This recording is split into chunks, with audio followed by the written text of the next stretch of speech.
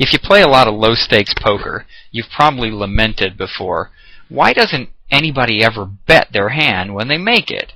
Everybody got to get fancy. They want to check and check raise and wait till they get to the river and then put in a big bet. Why doesn't anyone ever just bet the hand they have? Well, this is a condition.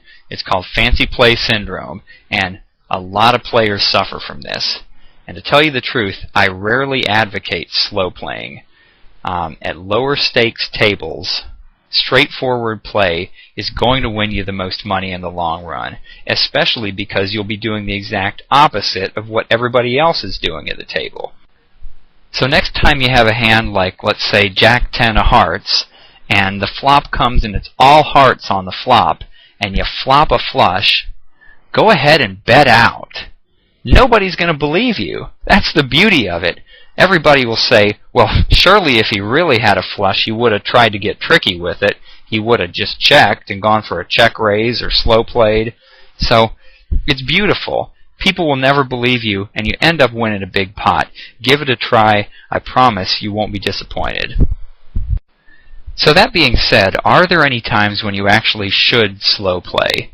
Well, there are a few situations. The first one is when nothing could scare off your opponent. And by that I mean you've got an opponent betting into you, you have a monster hand that's well disguised, and there are no draws out there, so that you believe very strongly that he or she is going to bet again on the turn. And we'll take a look at an example of that in just a minute. The second time to slow play is when you have all the good cards. We'll take a look at an example of that too. And the third time is when you're playing against a bully or an over-aggressive player.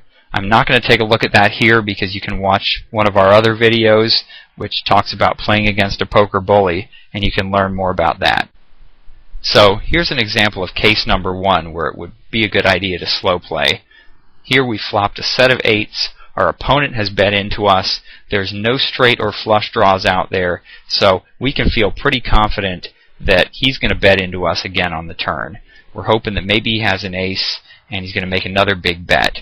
We wouldn't want to slow play here if there was a straight or a flush draw, because then a flush or straight card might come on the turn, and that might scare him off from betting again. In this next example here, you can see we got a free play from the big blind with a horrible hand, and we flop a boat. Now, we know this doesn't happen very often, but it has happened to all of us. In this case here, we have all the good cards. It's very unlikely that anybody else has anything at this point, and so we kind of have no choice but to slow play here. We have to give everybody a chance to catch up. We're going to hope that a high card, maybe a face card or an ace, comes on the turn, and maybe somebody will make a decent hand, and then we'll make some money on the turn. But if we bet here on the flop, we're probably not going to get any customers.